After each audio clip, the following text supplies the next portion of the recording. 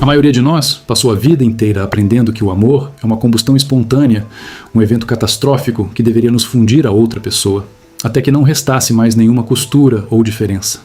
Fomos ensinados a buscar o encaixe perfeito, a alma que fala a nossa língua sem que precisemos abrir a boca, como se o relacionamento ideal fosse um quebra-cabeça, onde as peças já nasceram prontas.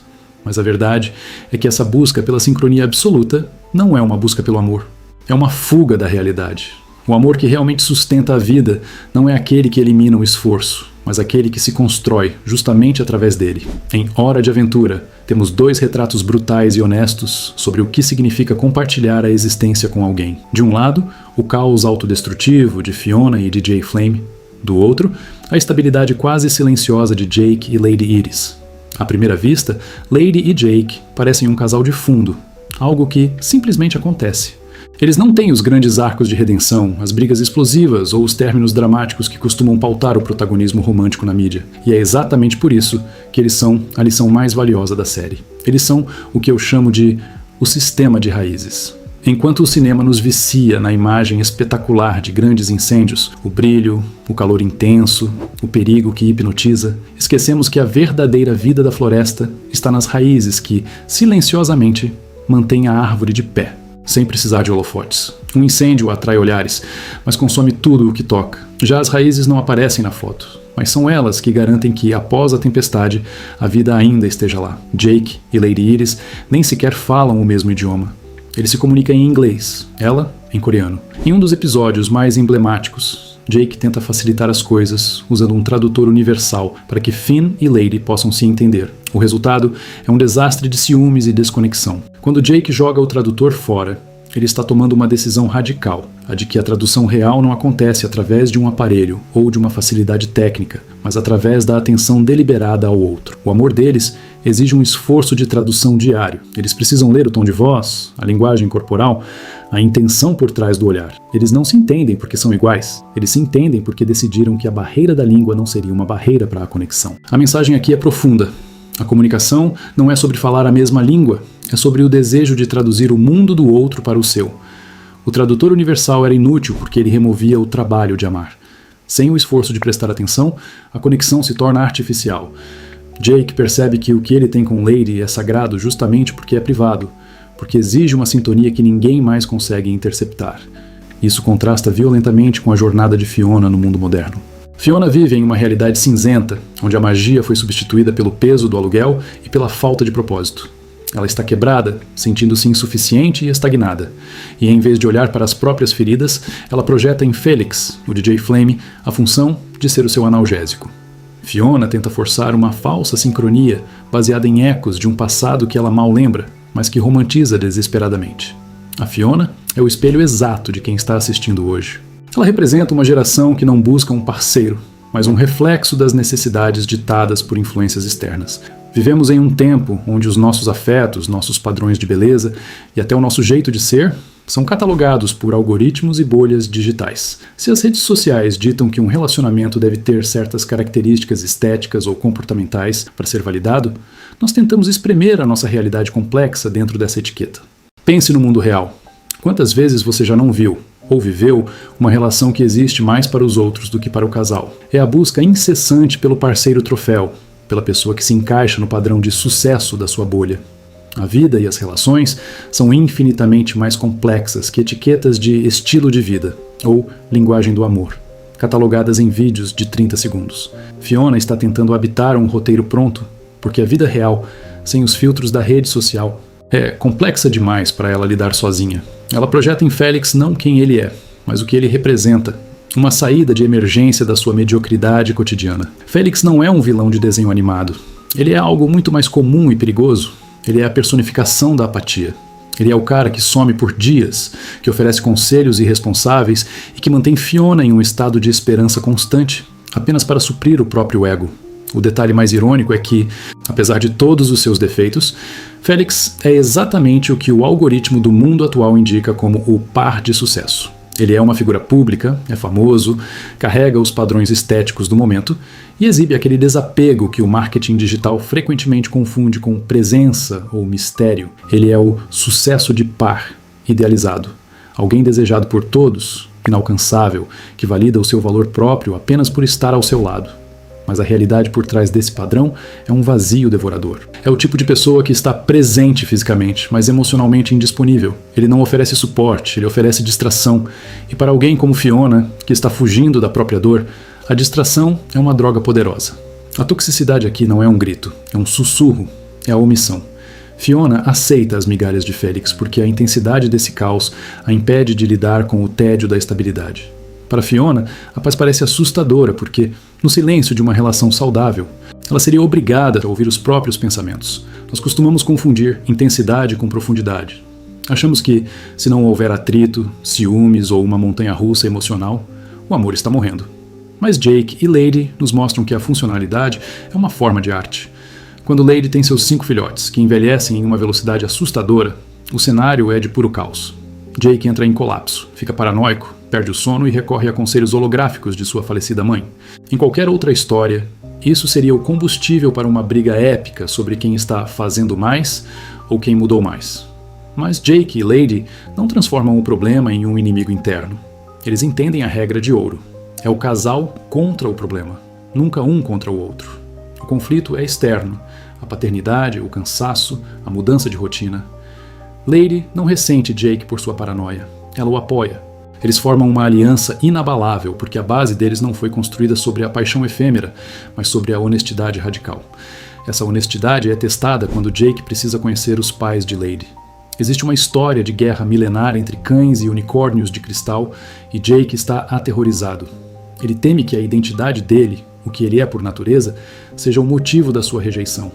Então ele mente. Ele se pinta de mostarda e ketchup. Se estica para parecer um unicórnio e tenta sustentar uma farsa. É uma imagem patética e profundamente humana. Quantos de nós já não nos pintamos de algo que não somos para caber nas expectativas da família do outro ou do próprio parceiro? Quantas vezes não escondemos nossos gostos estranhos, nossas opiniões ou nosso passado por medo de que a verdade seja um repelente? A beleza do momento surge quando o perigo aparece. Para salvar Finn, Jake quebra o disfarce. Ele escolhe a verdade, mesmo acreditando que isso significaria o fim do seu relacionamento. O que salva Jake não é a perfeição de suas escolhas, mas a coragem da sua vulnerabilidade. Ao contrário de Felix, que se esconde atrás de sorrisos gélidos e silêncios estratégicos, Jake se expõe. E ele descobre que o medo era um fantasma. Os pais de Lady o aceitam exatamente como ele é. A aceitação real só pode acontecer quando você para de se esconder. O amor que exige que você se pinte de outra cor não é amor. É uma encenação. Fiona demora muito mais para entender isso. Ela chega ao ponto de ter alucinações onde Flame é uma divindade intergaláctica, o centro do universo. Ela coloca uma coroa em alguém que mal consegue ser honesto sobre com quem está saindo.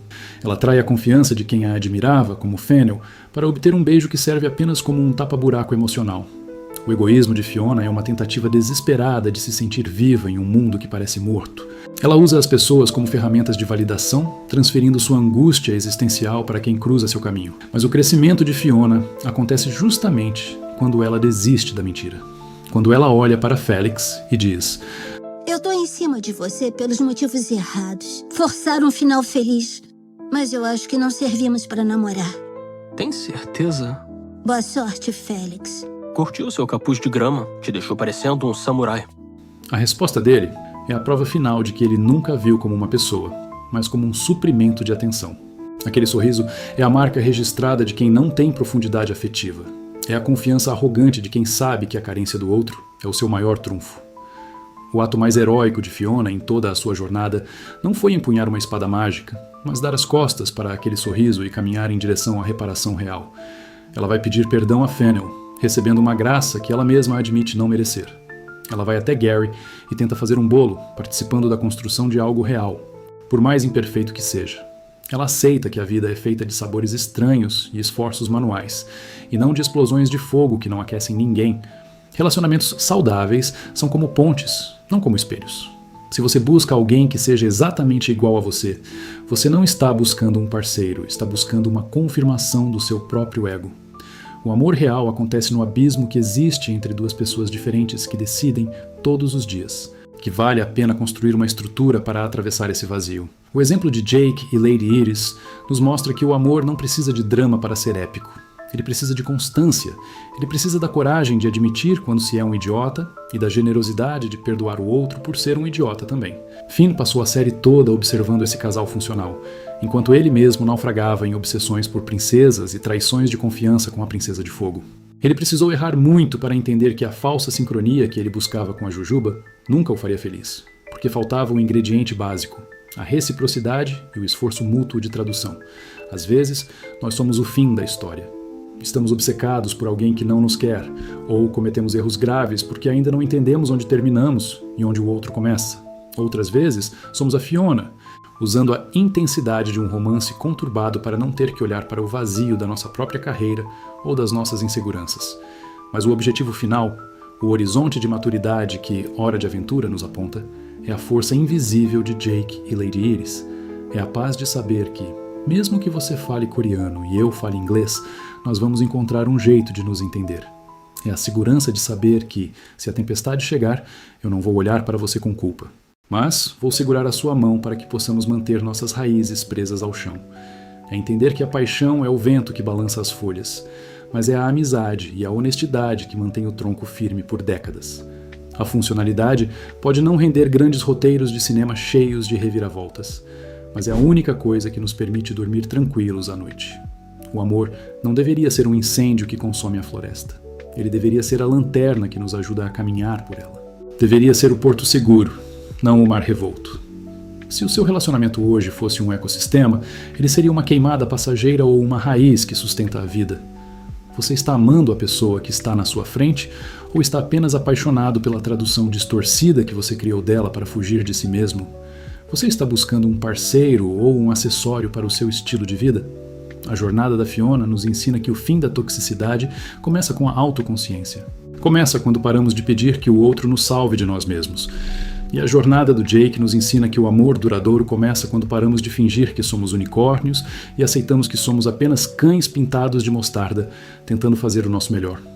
Talvez seja a hora de jogar fora o tradutor universal, parar de se pintar para agradar plateias invisíveis e descobrir se a pessoa ao seu lado está disposta a aprender o seu idioma real. Aquele que a gente só fala quando não tem mais medo de ser visto por inteiro.